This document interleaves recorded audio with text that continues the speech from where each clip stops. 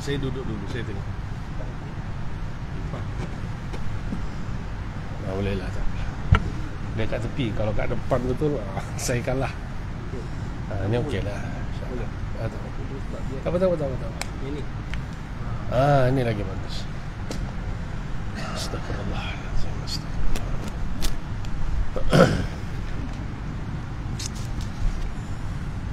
Assalamualaikum warahmatullahi wabarakatuh. Alhamdulillah. Alhamdulillahi rabbil alamin. Wassalatu wassalamu ala asyrafil anbiya'i wal mursalin wa ala alihi wa sahbihi ajma'in. Allahumma salli ala sayyidina wa habibina wa syafi'ina wa zukhrina wa maulana Muhammad sallallahu alaihi wasallam. Qala Allah ta'ala fi kitabihil aziz, a'udzu billahi minasy syaithanir rajim. Innama ya'muru masajidallahi man amana billahi wal yawmil akhir wa aqama as-salah wa ata az-zakah wa lam yakhsha illa Allah fa'asa ulaika ay yakunu minal muhtadin. Wa qala Rasulullah sallallahu alaihi wasallam, man shalla alayya wahidatan sallallahu alaihi biha ashra. Sesiapa yang berselawat ke atasku sekali, maka Allah akan berselawat ke atasnya 10 kali. Nabi bersabda lagi, aulan nasi bi yaumal qiyamah aksaruhum alayya salatan. Orang yang paling dekat denganku di hari kiamat nanti ialah orang yang paling banyak berselawat ke atasku. Nabi berpesan lagi, la taj'alu qabri 'idan wa sallu alayya fa inna salatakum tablughuni haitsu kuntum. Janganlah kamu jadikan kuburku sebagai tempat perayaan, dan berselawatlah ke atasku, kerana sesungguhnya selawat kamu akan sampai kepadaku dimanapun kamu berada. Dan Nabi berpesan lagi, ma min ahadin yusallimu alayya illa raddallahu alayya ruhi hatta aruda alaihi salam. Tidaklah seseorang mengucapkan salam kepadaku kecuali Allah telah mengembalikan rohku hingga aku menjawab salamnya. Dan Nabi mengingatkan, za'ifa anfu rajulin zukirtu indahu falam yusalli alayya. Cilakalah seseorang yang namaku disebutkan padanya kemudian tidak membaca selawat kepadaku. Sadaqallah wa rasuluh. Yang berbahagia barisan pengurusan masjid, ahli catang kuasa, para asatizah, imam bertugas, seterusnya kepada tuan-tuan haji, perempuan hajah, ibu-ibu, bapa-bapa, muslimin muslimat, para jamaah yang dirahmati dikasihi Allah Subhanahu wa taala, didoakan sentiasa dalam keadaan sehat walafiat, dianugerahkan kelapangan hati, ketenangan jiwa, rezeki yang baik, kesihatan yang baik, diterima segala amal ibadah, diampunkan segala dosa, dan dipertemukan dengan baginda Nabi sallallahu alaihi wasallam di syurga. Amin. Apa khabar tuan-tuan? Sehat? Puan-puan, ibu-ibu sehat ya? Alhamdulillah.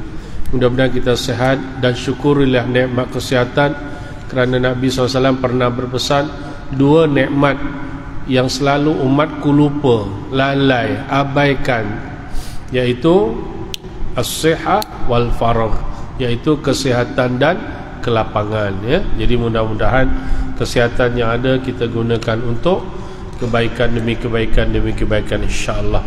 Nabda bi qiraatil Fatihah. A'udzu billahi minasyaitonir rajim. Bismillahirrahmanirrahim. Alhamdulillahirabbil alamin arrahmanir rahim maliki yaumiddin. Iyyaka na'budu wa iyyaka nasta'in.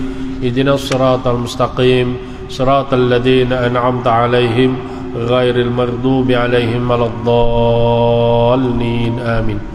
Jadi muslimin muslimat rahmatullah, alhamdulillah kita jumpa malam ni sebulan sekali. Jangan lupa niat iktikaf, dan kita tadi telah memulakan dengan bacaan umul kita Al-Fatihah. Kita kirimkanlah barakahnya kepada junjungan besar baginda Nabi SAW, ahli keluarga, sahabat baginda, kedua orang tua kita, dan juga ya kepada para mujahidin di Palestin mudah-mudahan dengan barakah Fatihah yang sangat luar biasa akan memberikan kekuatan semangat dan juga diberikan kemenangan insya-Allah. Amin.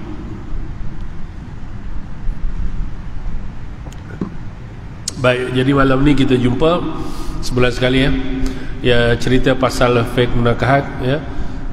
Cuma tadi untuk bulan Rabiul Awal, walaupun kalau ikutkan hari ini dah masuk 1 Rabiul Akhir ya, ikut jadual saya lah, ikut tarikh kan. Jadi masih lagi lah ya, kita membacakan hadis-hadis berkaitan dengan kelebihan berselawat ke atas baginda Nabi SAW ya. Nak pula itu lagi kan bulan Rabiul Awal, banyak masjid dan surau menganjurkan program-program sambutan Maulidur Rasul. Bahkan masih ada lagi, ini lepas, walaupun dah lepas daripada Rabiul Awal, masih lagi ada program. Jadi mudah-mudahan program ini juga sebahagian daripada cara kita menunjukkan kasih sayang kita kepada baginda Nabi sallallahu alaihi wasallam. Salah satulah ya. Kemudian yang lain banyaklah, dan saya pernah sebutkan tuan-tuan, sayang cinta Nabi tak boleh cakap aja. Tak boleh cakap, kita kena buat ya? Jangan kita cakap aja. Orang Jawa ngomong, kowe ngomong we sayang Nabi, kowe ngomong we cinta Nabi, tapi kowe ngomong we orang tilakoni. Gitu. Tak faham sudah ya? Sama je kan. Cakap aja tak boleh, dia kena cakap dan kena tunjuk. Cakap dan kena tunjuk, supaya kita ni mampu mengasihi baginda Nabi SAW dengan sangat luar biasa. Sebab kita sekarang ni tak jumpa Nabi, habis kuat kita sampai ke Masjid Nabawi dan kita berziarah kuburnya kan. Itu paling kuat. Kita tak ada peluang berjumpa dengan Nabi SAW, sebab itu zaman para sahabat, kita dah tak ada dah. Tapi dengan selawat ini tuan-tuan, mendekatkan kita dengan baginda Nabi SAW. Sebab Nabi dah pesan tadi, aulan nasi bi yaumil qiyamah aksaruhum alayya salatan. Orang yang paling hampir dengan aku di hari kiamat nanti adalah orang yang paling banyak berselawat. Kan? Jadi Nabi akan kenal kita dengan banyak berselawat. Jadi kalau para sahabat tu rezeki dia lebih lah ya, sebab dia boleh jumpa Nabi hari-hari, boleh bersembang dengan Nabi hari-hari. Itu kelebihannya.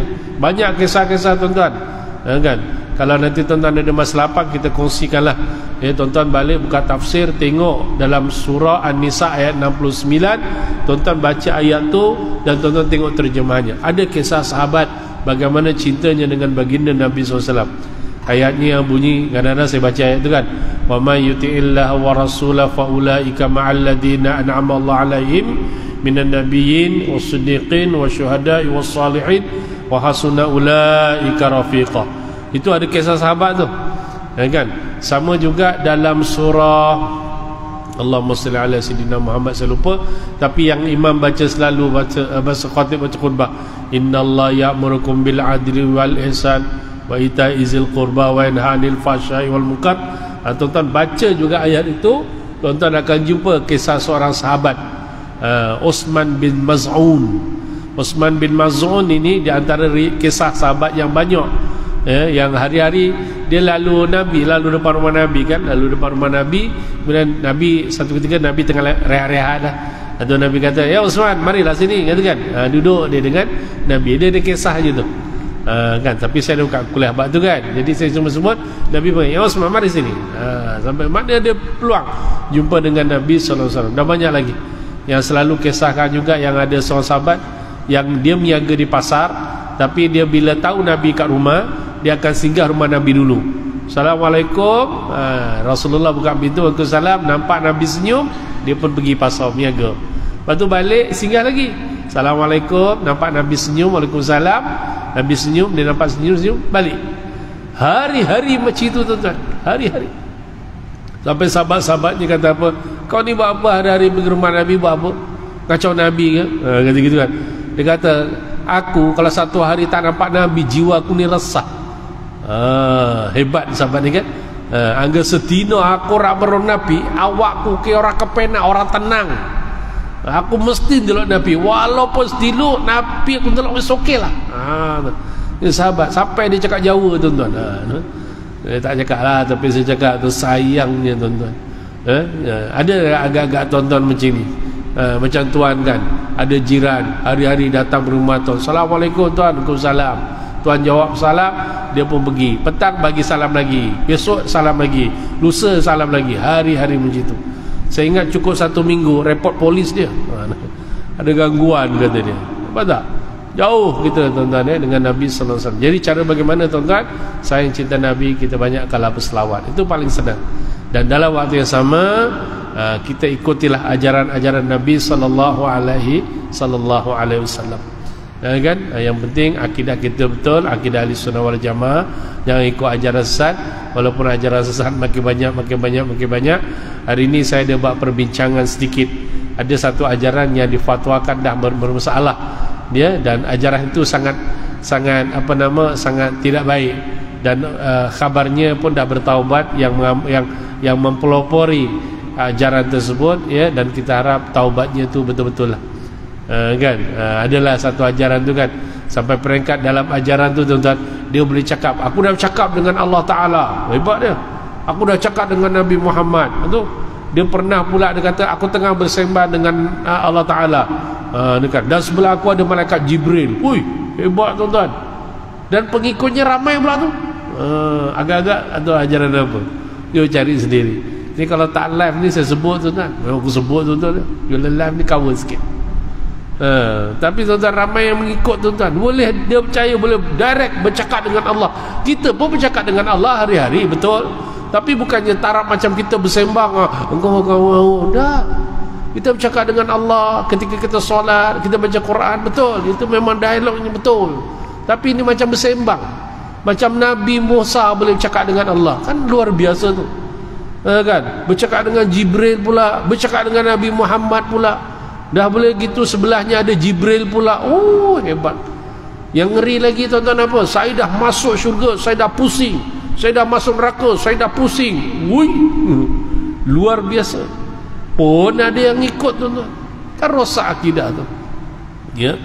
Jadi berhati-hatilah muslimin muslimat di luar sana.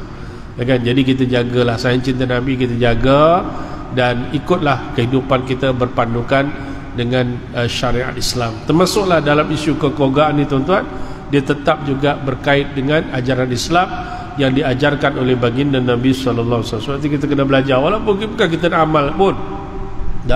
Tak semestinya kita belajar kita nak amal, tapi kalau kita ada ilmu, orang tanya kita boleh jawab. Ada isu-isu yang berbangkit, kita ada pandangan yang kita boleh sandarkan. Bukan cakap begitu je, bercakap tanpa ilmu, ni sesat. Hati-hatilah. Kan? Okey, itu mukadimah sikit lah. Jadi yang lepas tuan-tuan pengajian kita masuk dalam bab wali. Yang lepas ni ceritanya pasal apa tuan-tuan? Nak ingatkan sikit, yang lepas hukum berkahwin tanpa wali dan perkara yang menyusul daripadanya. Maknanya jelas tuan-tuan, bila nak kahwin mesti ada wali, mesti, tak boleh tidak. Dan di Malaysia bab wali ni ada 3: wali nasab, wali hakim, dan wali tahkim. Wali tahkim kat Malaysia tak amal, sebab kita ada wali hakim. Kan? Jadi kalau mana perempuan yang berkahwin dia tidak ada wali, kena wali raja atau wali hakim. Macam baru sebut dia teringat tadi, ada sahabat saya di pejabat agama, dia minta tolong, Ustaz dia lapar tak tengah hari. Kenapa? Ada orang nak nikah wali raja. Perempuan tu daripada Perancis tuan, orang Melayu kita Perancis. Kan? Saya tengok orang tu biasa je, tapi dia boleh dapat perempuan Perancis tuan-tuan. Orang biasa je. Kita kadang-kadang businessman pun dapat Jawa juga tuan-tuan. Tak apa, itu dah jodoh kan, okey lah, tak ada masalah lah. Tapi kalau businessman luar negara, kuasa luar negara, carilah perempuan jauh sikit, Rusia ke Palestin ke, lagi bagus tuan-tuan. Betul ini bisnes luar negeri tiap-tiap bulan, tapi rumah Jawa juga dapat dia. Tapi dah macam mana dah jodohnya, alhamdulillah lah kan, tak pening kepala kan.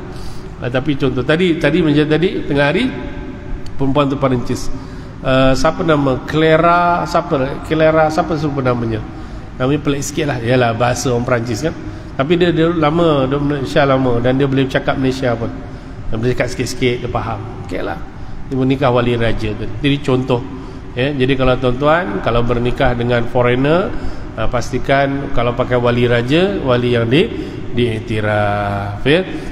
Bukan tuan-tuan lah, mungkin anak tuan-tuan lah ya. Tuan-tuan ni ialah masing-masing penyakit TB kan, macam aku juga ya, tak berapa takut dengan bini ni. Jadi itulah masalah dia ya, tak apalah. Okey, jadi kita dah bahas mesti ya, tak kira apa statusnya, baik perempuan tu anak dara ataupun janda ataupun balu ataupun sayyib. Faham ya? Ini 4 kategori wanita. Anak dara jelas, janda yang diceraikan, sama ada janda biasa atau janda berias. Saya dah ceritakan janda berias? Tak ingat? Tak apalah, dengar je lah. Janda berias ni perempuan yang dikahwini, sama ada dia anak dara atau janda, belum disetubuhi kemudian diceraikan, janda berias namanya.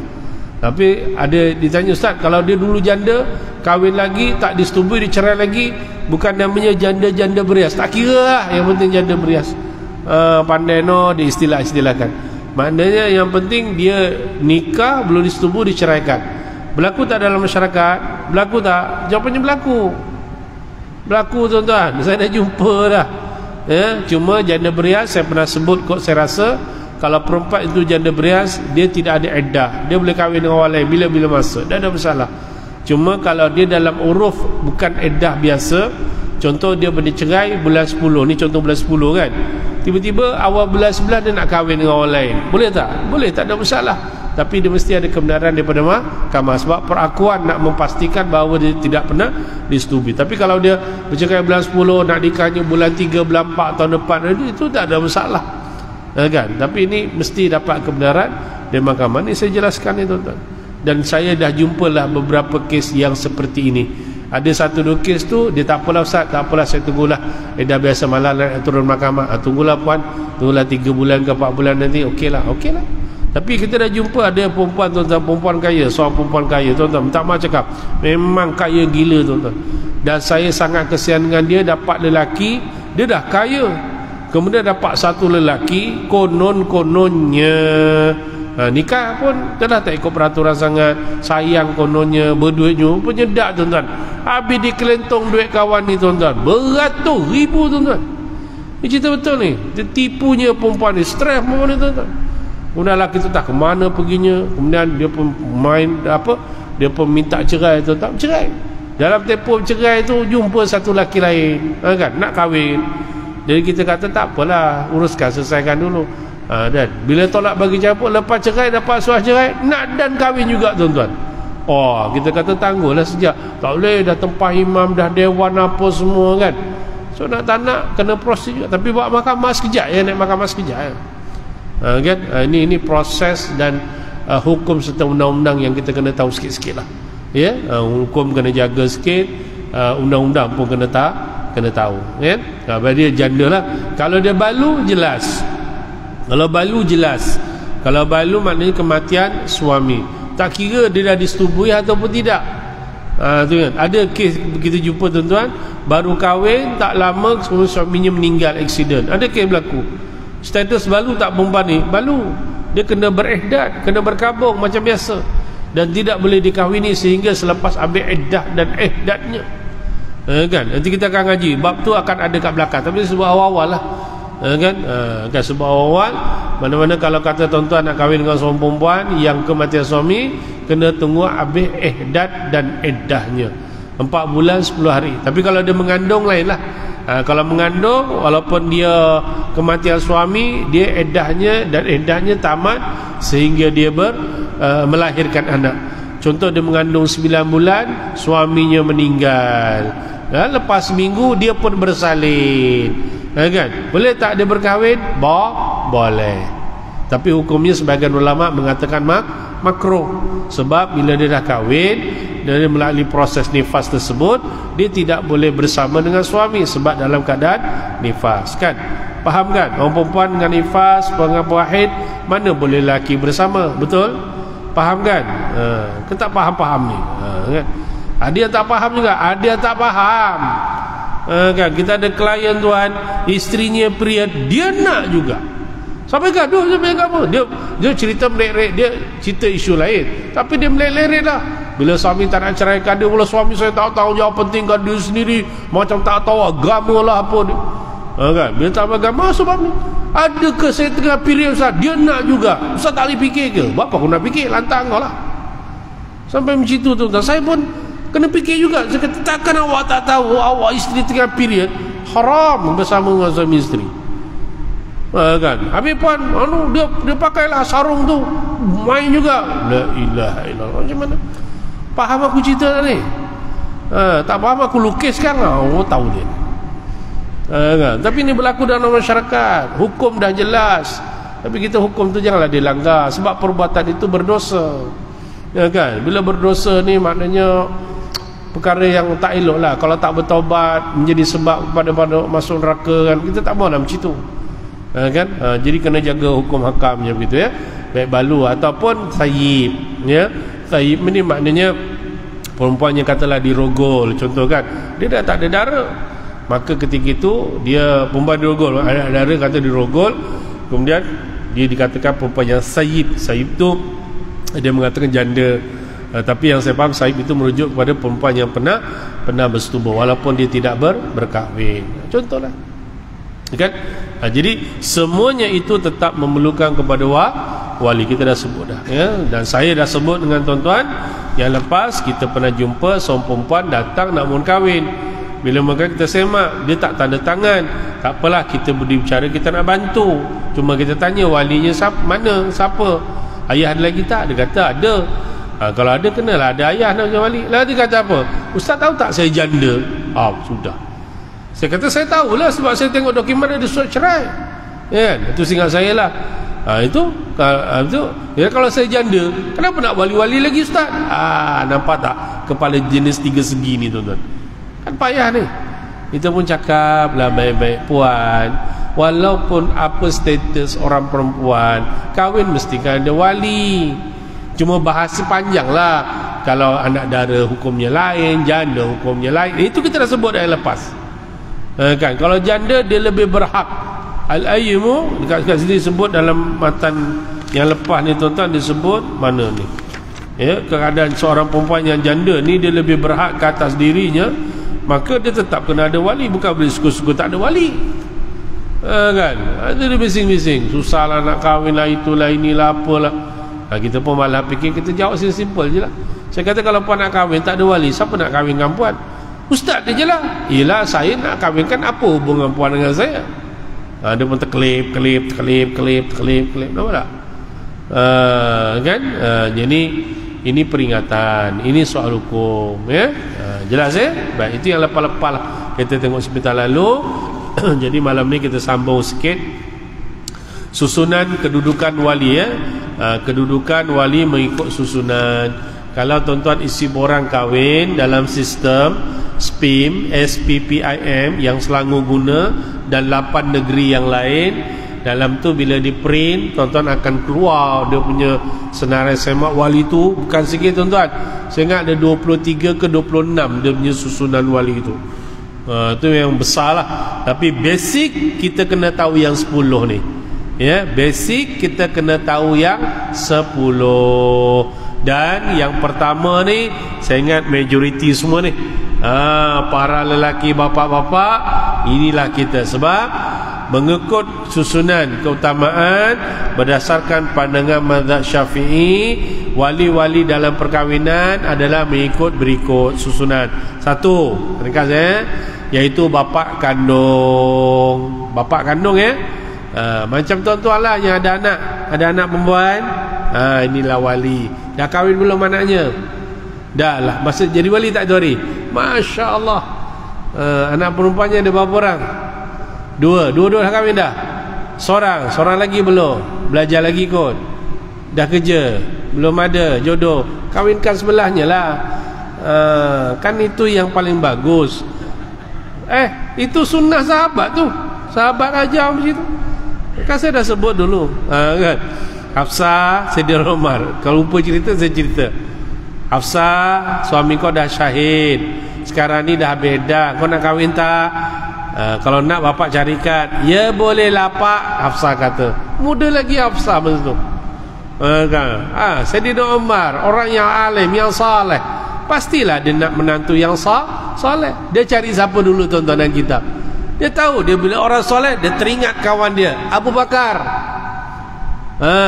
Orang kedua yang dikatakan orang kedua yang akan masuk syurga, yang Nabi kata wa ana arju an takuna minkum, dan aku adalah mengharap engkaulah orang di antara orang yang besok pintu syurga semua panggil. Ni Nabi dah sebut dah.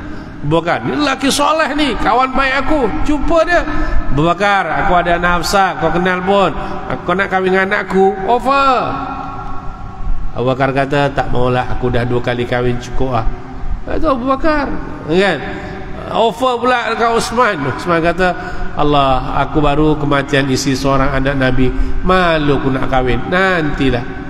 Apa tak? Lala dia jumpa dengan Nabi sendiri. Ya Rasulullah, aku ada anak Hafsah, statement macam ni, nak tak kahwin? Tunggulah kok wahyu turun wahyu kahwin. Apa? Ibrahnya apa? Bila kita ada anak kita yang baik, carikan lelaki yang baik. Kalau dia dah ada, alhamdulillah, pilih. Saya dah sebut hadisnya, lama kita dah cerita dah. Tetapi asas basic 3 yang saya sebut. Jangan tengok solat dia, tengok dengan mak bapak dia atau adik-beradik dia, dan yang ketiga tengok kerjanya. Asalkan baik, istiqamah, halal, bagus. Tu bakal menantu yang bagus. Ada tak ciri-ciri kat sebelah ni? Sebelah ni ada tak? Ada kan? Anak apa lagi? Ada ya, tinggal berani tak berani je lah. Kan? Hilang janggut putihnya ni. Okey. Jadi bapa kandung, kan? Jadi saya percaya ramai di antara kita yang berstatus ayah-ayah pernah mengahwinkan anak sendiri. Dan saya sangat suka kalau tuan-tuan yang menikahkan sendiri. Ya, tuan-tuan bertugas sebagai wali, saya faham. Tapi kadang-kadang dia masih menyerahkan pada juru nikah. Dah ada masalah, boleh saja. Cuma kalau ayah serah sendiri, dia rasa macam lebih best sikit.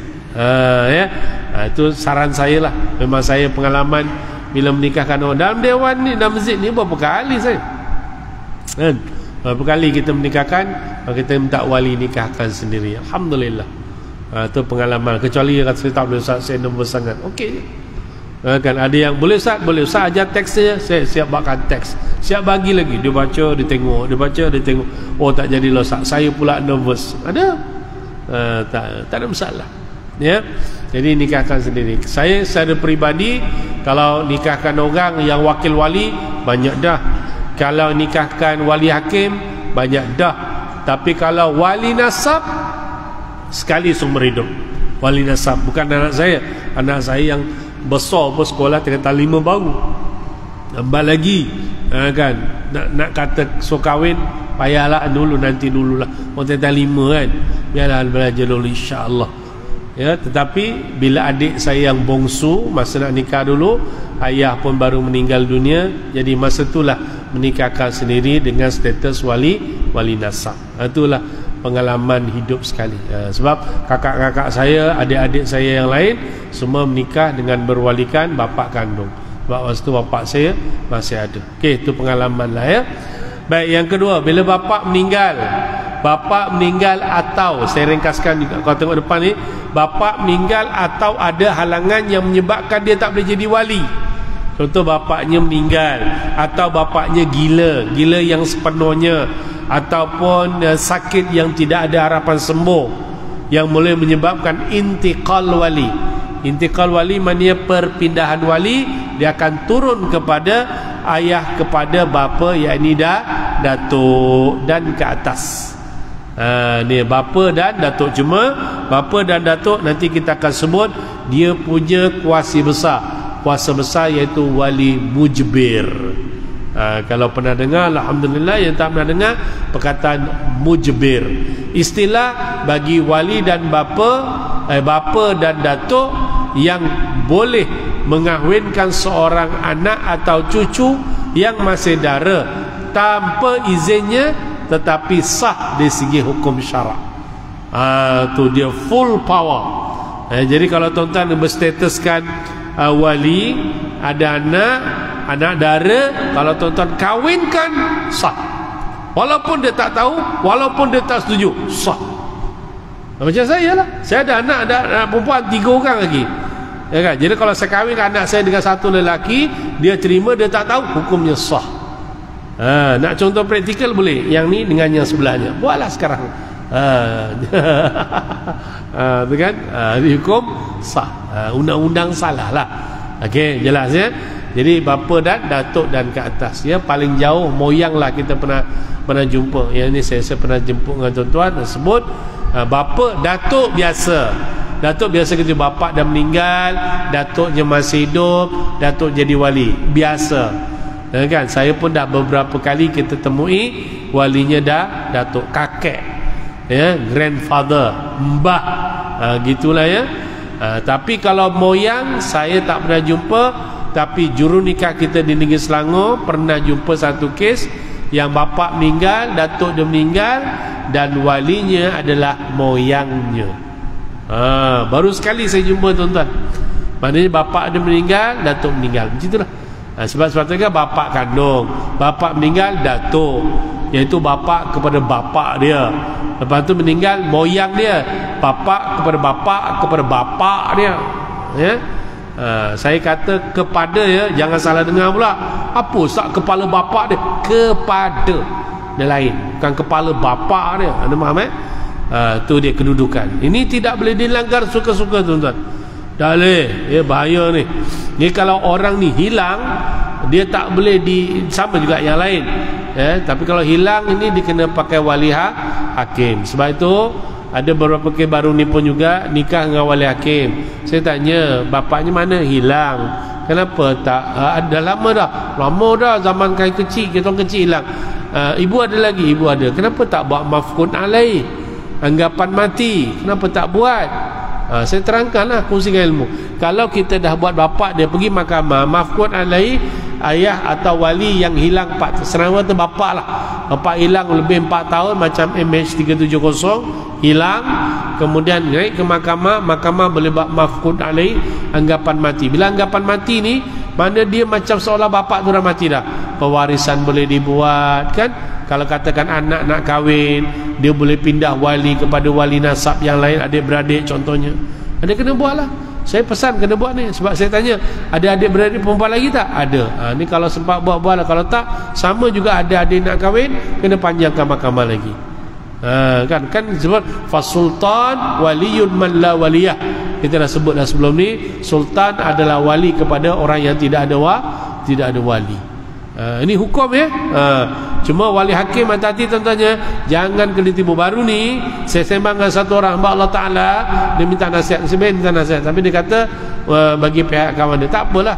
Dia kata kawan dia ada masalah, dia nak kahwin, ada masalah, kemudian dia nak nikah. Nak nikah tak ikut peraturan. Lepas tu kalau boleh nak nikah dengan juru nikah yang tak bertauliah, sudah. Kan nak pakai wali hakim ke?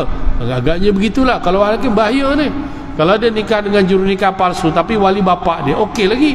Tapi kalau dia pakai juru nikah palsu, wali hakim palsu, nikah masalah.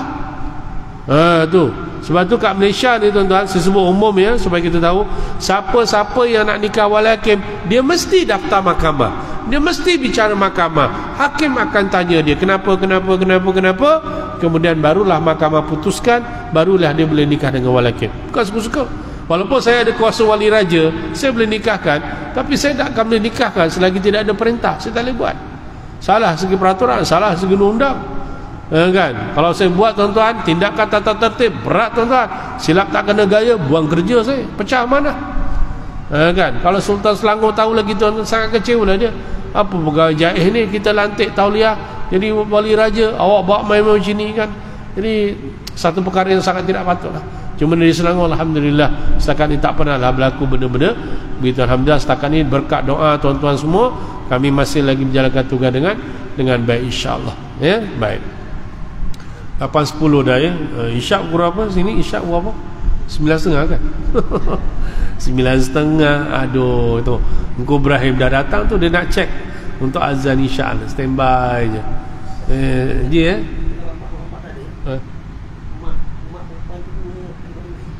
mak bawa okey tu masa. Engkau tanya, bapak tak ada. Kemudian adik-beradik mak dia. Maknanya pak cik sebelah mak tak boleh. Susunan wali kita akan sebut, wali ni dia semua ke lelaki saja. Ya kan? Adik-beradik mak atau pak cik dia sebelah perempuan tak boleh. Tak boleh. Kalau bahasa Arab disebut khalun. kan, bapa saudara sebelah mak khalun. Kalau dia sebelah ayah ammun. Dia gitu. Dia kalau ammun boleh, khalun tak boleh. Ammatun makcik sebelah bapa, khalatun makcik sebelah ibu. Itu tak boleh. Okey, terima kasih. Engkau lalu dia siap tanya tuan-tuan. Ni kalau lalu lagi dia tanya lagi ni, macam mana nak poligami kata. Okey tuan-tuan, sama sikit lagi insya-Allah. Saya pun lupa insya-Allah berapa 8:11. Patutlah 1 minit lagi ya, insya-Allah. Tak apa. Kita sama sikit. Baik 1 minit lagi. Baik, seterusnya bapa meninggal, atuk meninggal, dia akan turun ketiga. Adik-beradik lelaki sibu sebapak. Maknanya perempuan ni abang ada, adik lelaki pun ada. Abang ada 2 orang, adik lelaki ada 2 orang. Contoh kan. Siapa boleh jadi wali? Mana-mana boleh. Staraf. Masyarakat kita abang sulung wajib. Masyarakat hukum wajib.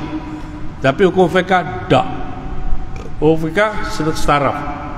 Yang saya belajar, kalau abang ada, adik ada, contoh paling mudah kan, dia kat tengah-tengah, siapa dia jadi wali? Hukum fiqh kata pertama tengok siapa yang paling alim. Orang yang alim, orang yang soleh. Kalau adiknya lebih alim, lebih soleh, kita tahu dia jaga solat, contoh, sedangkan abangnya penyangak, contoh. Lebih adik dia. Tapi contoh, kalau katakan abangnya soleh, adiknya soleh, tengok siapa yang tahu hukum fiqh. Boleh jadi abangnya lebih tahu hukum fiqh, sebab abangnya jadi ngaji, datang kuliah, dia faham hukum makam fiqh, dia lebih berhak. Abang adik datang kuliah, siapa lebih berhak? Siapa lagi? Ranking dia. Tengok siapa yang dah kahwin. Dia ranking gitu. Rupanya abang dia lebih awal kahwin. Duduklah abang dia. Kan? Tapi abang dah kahwin, adik dah kahwin, sama dah kahwin. Soleh sama, rajin fiqh, hukum fiqh sama, soleh sama. Dia pilih siapa tuan-tuan? Dia pilih siapa? Tengok yang dah apa?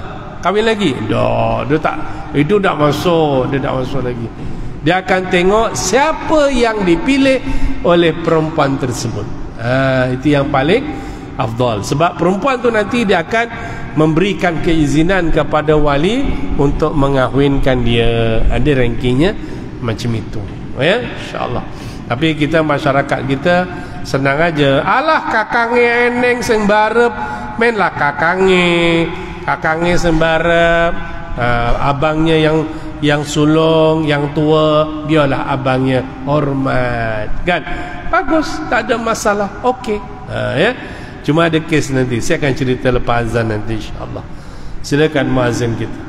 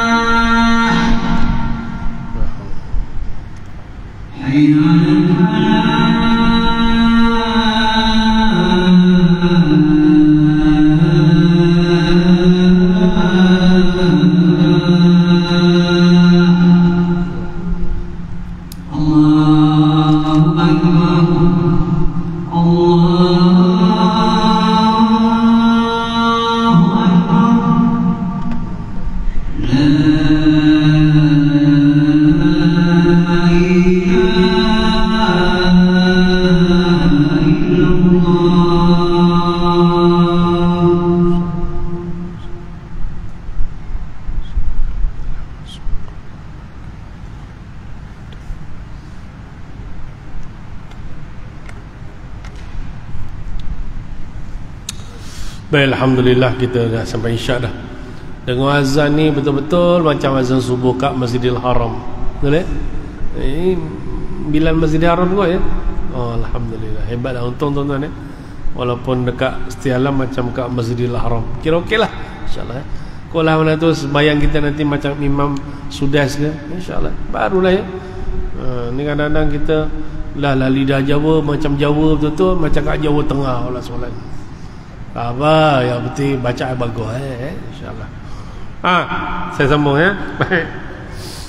Baik, kita sambung sikitlah 8.30 kita berhentilah ya. Baik, saya sebut tadi adik-beradik laki sebapa ya. Baik, ada isu berlaku tuan-tuan. Dia nak kahwin. Dia dah kahwin, kemudian dia dah kahwin, kemudian dia nak kahwin lagi. Yang perempuan ni kan janda kot. Lepas tu dia nak kahwin, tiba-tiba dia ada masalah, kata wali tak setuju lah apa sebagainya. Jadi saya bertanya dia tak setuju ni siapa? Abang sulung saya tak setuju. Abang dia tak bagi kata. Sudah dia, saya kata. Lepas tu saya kata susah ni kalau tak bagi ni. Lepas tu saya tanya, sekarang adik-beradik berapa orang? Dia dah kata dia dah bincang abang dia tak bagi. Tak tahu masalah apa kan. So mungkin ni lah abang sulung dia jaga adik lebih sikit. Anda bercerai pun perangai budak lelaki lain macam, betul kan? Bercerai ni kebanyakan lelaki buat perangai. Kebanyakan lah. Kita katalah kalau 10 kes bercerai, 10 tu lelaki buat perangai lah. Kalau 20 kes bercerai, 20 lelaki tu buat perangai. Kalau 30 pun silakan, 30 lelaki tu buat perangai. Kebanyakan lah kan? Yang failkan mahkamah perempuan kan? Tapi kalau 50 kes, adalah seorang dua yang isteri je yang buat perangai. Biasa macam itulah. Sebab tu kadang wali tak berapa setuju kan? Dah bincang wali tak bagi, tapi saya nak kahwin lagi, dia nak balik kan? Wali tak setuju. Saya pun tertanya lah, saya dalam otak masa tu, otak saya fikir duk ingat mungkin abang dia je kot kan. Lepas tu tiba-tiba tertanya saya, sekarang adik-beradik berapa orang? Saya tanya dia, adik-beradik berapa orang? Kata saya adik-beradik lelaki ada 3-4 orang. Kata 3-4 orang kan? Oh gitu. Sekarang ada tak yang okey? Dia kata ada adik saya, adik dia sekolah menengah lagi. Dia kata 4 atau 5 macam itulah kan? Kata 5. Saya kata adik ni okey. Dan dia kata 4-5 tu memang kita yakin dah balik dah. Adik ni okey. Kalau kita ambil lah adiknya jadi wali. Oh boleh ke ustaz? Boleh lah. Oh kalau mana? Jadi kalau misal kata dia tak penting-penting, dia faham, dia ilmu, ambil adiknya, selesai kan? Kemudian dia pun kontak adik ni okey, adiknya okey kan? Dia pasal dia nak balik semula kan? Kita panggil adik dia ambil adik dia sekolah ke mana tak ingat lah. Lepas tu dia ambil, lepas tu dia kahwinkan dengan dua-duanya adik. Oh lega saya usaha kalau gini nampak tak? Tu kesilapan tu. Just imagine kalau macam saya tak tertanya yang dia ni ada adik lagi, kan jadi masalah kan? Otak kita ingat tak boleh dia pergi mahkamah, tak boleh pergi mahkamah, kan jadi payah. Sedangkan dia ada adik lelaki. Ini di antara beberapa kes kita jumpa. Yang ada satu lagi kes, dia kahwin juga dengan adik-beradik ni. Abang sulung dapat tahu, mengamuk datang jabat kamu. Macam mana adik saya boleh kahwin tanpa izin saya? Ini tak sah ni. Tak sah terus jadi mufti yang kedua Selangor. Terkejut saya. Dia kata pula tak sah pula. Dia kata yalah saya abang sulung dia, patut saya jadi wali. Nampak tak? Ini pun satu juga kepala 4 segi ni tuan-tuan. Ini payah lah kan? Tak apalah, kita faham dia dengan masalah dindon, tak apalah, kita dah duduk, kita bincang terangkan dan sebagainya, kita selesai. Tapi dari satu sudut tak berapa comel lah kalau kita kahwin tapi kita masih ada masalah dengan adik-beradik. Tak berapa comel lah tuan-tuan. Hati-hatilah tuan-tuan ya. Kadang-kadang kita marah adik-beradik kita ni tuan-tuan, sampai ugut-ugut cakap benda-benda pelik kan? Dibimbangi boleh memutuskan silaturahmi kan. Kalau macam ni lantaklah kau pandai lah duduk sendiri. Tak ingin nak kawan tak ingin lagi aku nak kontak kau, tak ingin aku nak. Jangan. Takut cakap dia itu memutuskan silaturahmi. Jangan. La yadkhulul jannah qati'ur rahim. Kata Nabi SAW, tak masuk syurga orang yang memutuskan silaturahmi kan. Jangan, tuan-tuan, bahaya kan. Tapi kita tahulah ada masalah-masalah tu. Ini cerita betul tuan-tuan. Termasuk yang satu kes yang ni bulan berapa, ni bulan 10 kan, bulan 8, kes pun mirip macam ni jugalah, pun mirip juga. Sian budak perempuan tuan-tuan, dia nak kahwin, abang-abang semua tak nak jadi wali kan. Itu pujuk lah. Takkan saya kata ramai, adik-adik lakinya ramai Tak kalau seorang pun tak boleh. Dia kata adalah yang ada seorang dengan pergi jumpa, jangan telefon, saya kata. Hormat dengan abang tu, saya cakap. Kan? Pergi jumpa, cakap baik-baik, tunjukkan kesungguhan. Kan? Lepas tu alhamdulillah, dengan izin Allah, dia jumpa, cakap elok-elok. Abang kata, tak apalah, kau nak kahwinkan, aku jadi wali je. Dia cerita betul ni. Yang lain biar aku settlekan. Pandai-pandai lah. Dia kan abang-abang ni kan, ialah faham lah kan, adalah power dia kan. Lepas tu yang paling seronok tuan-tuan, masa nikah dia datang dia, tak apa Ustaz, tak apa, yang adik saya nak kahwin, saya kahwinkan aja. Nampak tak? Nanti kadang-kadang kita ni kena cakap terus terang, cakap baik-baik kan. Lagi-lagi kita yang lelaki nak kahwinkan satu perempuan, kalau wali tak setuju, kita jumpa profesional, cakap baik-baik. Kan? Cakap baik-baik, pakcik, saya nak kahwin dengan anak pakcik. Kan? Cakap terus terang. Tak payah direct bunga-bunga lagi dah. Sesungguhnya saya ingin menyunting jambangan di rumah pakcik. Orang tu kata, mana pakcik ada bunga? Tak ada dah. Tak faham orang tua tu. Tak payah direct kan. Pakcik, saya suka anak pakcik, saya nak jadi anak pakcik. Saya okey ke? Boleh belah. Tu tak bagi tu. Tu kena datangnya lah kosong-kosong, ulu-ulu sikit lah bro. Bawa lah buah tangan yang sunahnya begitu. Dia datang bawa buah tangan, dia suka kan? Bukan rasuah, dah gembira kan. Kecil datang bawa bakul buah tu kan, bakul buah, dia suka dia. Buah yang mahal-mahal, yang standard kan, buah dragon ball, dragon fruit, dragon tu. Kakak Sepang tengah banyak semalam, ada program Sepang, saya pergi beli tu kan, suka dia bagi buah-buah.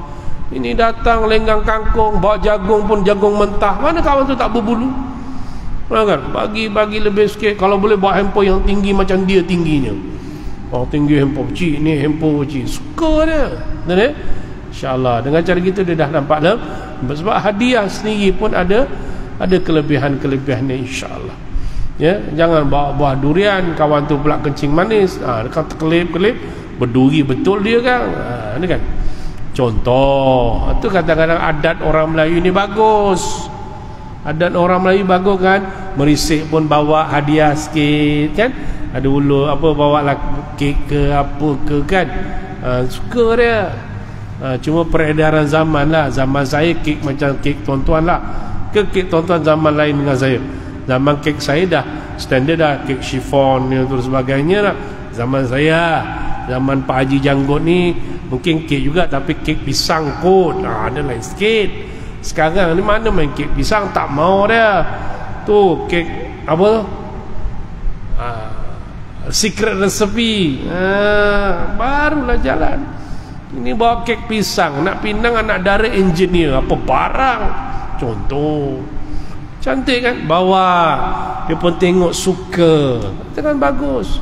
Nanti hantaran dengan apa sebagainya. Tapi ada adat tu yang tak bercomel tu lah. Lelaki standard lah, kena 7, perempuan 9. Apa pula lebih? Ada. Siap kira. Kalau remaja akad nikah tu ada. Inilah ya, sebelum jenis-jenis orang yang veteran-veteran ni kan, berpantun-pantun ni, kita faham lah dengan pantun dia, dengan cara orang lama lain. Yalah, yang wakil pun tahap atuk-atuk jenis cermin mata kat bawah macam ni kan. Faham lah tu. Kan tu. Ni pihak lelaki dah datang, kita bawa ada 11 dulang kan. Alhamdulillah, harap diterima. Alhamdulillah, saya mewakili ni abang sulung saya, kita juga menyediakan 11, kami balas dengan 13. Dah malah. Jadi sebelah sini suka tak? Suka. Macam itulah. Ya kan? Contoh. Itu adat orang Melayu tapi baik, tuan-tuan. Bagus. Ya, insya-Allah. Okey ya. Ni ada 10 tuan-tuan ya, tapi kita baru nombor 3. Memang pukul 10 lah habis malam ni. Tak apa, sampai 5 pun tak apa. Kita sama lagi insya-Allah. Baik. Seterusnya, bila katakan adik-beradik sebab apa tak ada, dia akan turun kepada adik-beradik lelaki sebapa. Maknanya satu bapa lain ibu. Maknanya bapaknya kahwin 2, ataupun isteri pertama meninggal, kahwin lagi isteri kedua. Ada anak lelaki, satu bapa lain ibu. Wali kuat tu, kuat. Ada kes tak? Ada. Saya insyaAllah tuan-tuan, kalau kes ni satu-satu semua automatik insyaAllah. Pendrive masih okey, RAM masih kuat lagi kan, dia boleh ingat. Kalau kes ni tuan-tuan, pernah kita jumpa dulu satu kes saya diwali di Hulu Langat. Kesimpulannya begini, seingat saya, dia datang pejabat agama, dia nak minta sokongan sebab dia, seingat saya jumpa imam tak nak sokong. Dia kata imam tak nak isu wali pakcik, dia kena guna wali pakcik. Jadi imam tak setuju. Rupanya imam dah tahu dia budak perempuan ni anak seorang. Lepas tu mak dia nak minta pakcik dia jadi wali. Imamnya dah tahu. Macam imam sini kan dia tahu, dia kenal. Imam kata tak boleh. Rupanya tak boleh. Kita sembang-sembang, baru saya tahu yang budak perempuan ni ada adik sebapa. Ringkas cerita, mak dia tak terima arwah suami dia kahwin lagi, tapi dah kahwin, dah ada anak. Sedangkan adik-beradik diorang ni okey je. Kan kesimpulan tak nak. Dia nak juga pakciknya, adik arwah suami. Tak boleh lah. Ni kesimpulannya. Jadi kita kata tak boleh, ni hukum. Kan? Tak apalah, saya kata gini dah, yang penting boleh tinggal dokumen, nanti kita uruskan. Jadi dia kita bincang dengan perempuan tu, saya tanya ada tak nombor adik tu. Ada. Saya call adik ni, adiknya datang pejabat agama. Kan? Saya kata kakak nak kahwin, tahu. Kan? Kakak dia cakap dia tahu, tapi saya tahu makcik saya, makcik lah, dia tak suka. Jadi inilah, kita tak pening kepala. Kamu setuju jadi wali? Setuju. Okey, baca izin wali, bawa wakil wali. Dah selesai. Masa nikah wali tak datang, tak ada masalah pun, dan benda itu selesai dengan baik. Kenapa tuan-tuan? Ini sikap. Kerana sikap kita ni tuan-tuan nak membelakangkan hukum, tak boleh. Ya, ni kita nak jelaskan ya. Itu kalau misal kata isterinya 2, kalau isterinya 4 sama je tuan-tuan. Isteri pertama cuma ada anak perempuan seorang, isteri kedua ada anak perempuan, isteri ketiga anak laki atau anak perempuan juga, isteri keempat baru ada anak laki seorang. Contoh, ini perkara yang kadang-kadang yang Nabi sebut jadi yang tiga-tiga ni tuan-tuan nak kahwin, siapa jadi wali? Ni isteri yang keempat yang ada anak laki ni. Ni hukum ni, itu melalui langgar. Saya jelaskan ya. Okey, bis apa setengah dah. Ini jam ni salah ni, cepat sangat jam pula disalah-salahkan. Okey, jam saya ada 2 minit lagi. Okey, tak apalah, saya baca laju sikit ya. Kemudian kata yang nombor 4 tak ada, dia akan turun kepada anak saudara. Anak saudara ni merujuk kepada adik-beradik laki ibu sebapa. Mana bapa meninggal, datuk meninggal, dia ada abang kandung seorang. Contohlah ya, abang kandung. Abang kandung pun dah meninggal dah, tapi abang kandung ada anak lelaki. Dia lah walinya. Statusnya makcik dengan anak saudara. Berlaku tak? Banyak. Kalau yang segar dalam ingatan saya, ada seorang budak tu tuan-tuan, seorang perempuan nak kahwin, perempuan yang jadi wali tu anak saudara dia budak lagi. Sama ada tingkatan 4, tingkatan 5, macam itulah, memang budak lagi kat pejabat agama. Saya ingat lagi, saya tanya, saudara adik nak nikahkan sendiri kak? Apa ustaz, nak wakil kat ustaz je. Tapi kalau dia nikahkan makciknya sangat luar biasa. Kan? Ni anak saudara ni kuat, pakcik jauh lagi tuan-tuan. Okey, kemudian katalah nombor 5 tak ada, dia akan turun kepada anak saudara, iaitu anak kepada adik-beradik laki sebapa. Saya sebut tadi, bapa dia meninggal, bapa dulu kahwin 2, anak kedua, isteri kedua ada anak laki, anak lakinya pun meninggal, tapi anak laki tu dah kahwin, ada anak. So yang ini adalah makcik dengan anak saudara, sama je, cuma bezanya dia sebapa. Wali juga tuan-tuan, kuat tu, kan? Yang ini setakat ni saya macam tak pernah jumpa. Setakat ni saya ingat-ingat macam tak tahu lah kalau saya lupa ya. Baik, kemudian yang ketujuh ni ramai sangatlah, iaitu bapa saudara seibu sebapa. Maknanya adik-beradik lelaki kepada bapa yang seibu sebapa. Adik-beradik kandung arwah kita, ayah kita, betul ya kan? Bapa kita meninggal, tapi bapa kita ada adik-beradik lelaki, abang dia ke adik dia, satu atuk satu nenek. Betul lah tu. Dia nak ambil pakcik yang nombor 1 boleh, nombor 2 boleh, nombor 4 boleh, tak ada masalah. Dia setaraf ya. Baik, kemudian ringkas lagi, kita ringkas seminit lagi ya. Bapa yang kemudian yang ke-8, iaitu bapa saudara sebapa ya, iaitu adik-beradik lelaki kepada bapa yang sebapa. Maknanya tok dia dah kahwin 2 dulu, tok dia kan? Tok dia, yang bapak dia isteri pertama kan, tapi yang seorang lagi tu atuk dia kahwin isteri yang kedua, ada anak lelaki. So dengan bapak kita adik-beradik sebab apa? So dengan kita ialah wali bapa saudara sebab apa? Satu atuk lain ni nenek. Berlaku tak ni? Berlaku. Jumpa tak? Ada. Ini pengalaman insya-Allah. Baik, kemudian yang ke-9. Yang ke-9 ni saya sebut, cuba tuan-tuan fikir siapa. Ke-9 ini ialah anak lelaki kepada bapa saudara yang seibu sebapa. Siapa gagak? Siapa boleh jawab, boleh jadi jurunikah lah. Gitu. Siapa tu? Anak lelaki kepada bapa saudara yang seibu sebapa. Siapa ni? Ya, pandai. Boleh jadi jurunikah. Sepupu. Sepupu dia betul. Memang anak saudara dengan adik-beradik, bapa dengan bapa kita satu atuk, satu nenek. Ada cerita lah. Sepupu ya. Dan sepupu ialah status wali yang boleh berkahwin dan bukan mahram. Yang lain tadi semua mahram, salam tak batal. Yang ini sepupu, dia boleh kahwin, dia bukan mahram tapi status wali nasab. Okey, dan yang ke-10 iaitu sepupu. Yang ini ialah anak lelaki kepada bapa saudara yang sebapa. Maknanya adik-beradik sebapak dengan bapak kita yang punya anak. Maknanya satu atuk lain nenek tapi dia ada anak. So dengan anak kita ialah sepupu sebapa. Okey, jelas ya? Okey. Dan kalau disebut sini jika kesemua wali di atas tidak ada, maka wali adalah wali sultan, sebagaimana sabda Nabi SAW disebut tadi, fasultani waliyum man la waliyalah.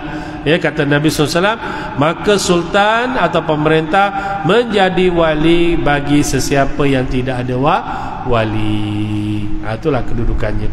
Ni banyak tak? Banyak, tuan-tuan. Banyak. Kalau ikut ranking dekat Selangor, yang saya ingat lah, kalau kayak begini biasanya mu'alaf, ya, mu'alafah. Mu'alafah ni maknanya perempuan yang masuk Islam dia tak ada wali kan. Contoh yang macam baru kahwin ni, macam baru kahwin dekat Perlis, tahu tu tengok tak? Tengok tak? Tengok? Oh iyalah, je ni baca Quran aja kan. Kena tengok sikit. Kan ya, alhamdulillah dia masuk Islam dan dia nikah dengan wali sultan kan. Kan mufti itu jadi wali sultan lah, wali hakim ya. Okey, itu kerajaan negeri sana lah, jelas. Okey, itu contohnya. Dia tak ada wali. Selangor banyak tak? Banyak. Selangor ramai, tuan-tuan. Macam tadi itulah yang saya kahwinkan tu, yang perempuan Perancis tu tak ada wali. Saya tengok wali nasab Islam tak ada. Ada satu lagi dia macam wali apa? Tak ada wali. Contoh memang dia anak tunggal, kan tak ada wali. Wali gaib, itu yang banyaklah. Anak tak sataraf, itu banyak. Kalau wali enggan jaranglah berlaku ya.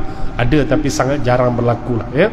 Jadi kesimpulannya, mana-mana perempuan yang ingin mendirikan rumah tangga wajib ada wali ya. Jadi ada sebarang masalah, berbincanglah kalau paling dekat dengan imam-imam jurunikah kita dekat Setia Alam ni. Dia orang tahulah ya, kita ada 3 orang jurunikah ni memang dah pada saya dah memang hebat lah. Jadi tanya, insya-Allah dia boleh pandu satu ya. Cuma kalau jam, tuan-tuan kenal saya, ada nombor telefon saya, telefon je. Datang pejabat pun tak apa, kita bincang. Ya Ustaz, saya nak bawa kawan saya ni Ustaz.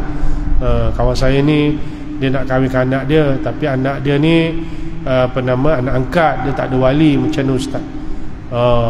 Okey, kalau gitu mendatang tanya wali hakim lah. Oh, itu ayah dia Ustaz, itu anaknya. Ni ayahnya pun nak kahwin lagi, macam mana Ustaz? Itu lain kes lah. Contoh kan dia tanya 2 dalam 1 kan. Itu pun kalau kebetulan isterinya tak ikut. Kalau ikut memang tak bunyi gitu ya. Okey tuan-tuan ya, jangan marah ibu-ibu ya, saja sembang malam ya. Okey tuan-tuan, sekali saja saya ucap terima kasih, panjang umur sehat.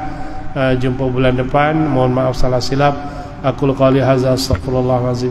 Assalamualaikum warahmatullahi wabarakatuh.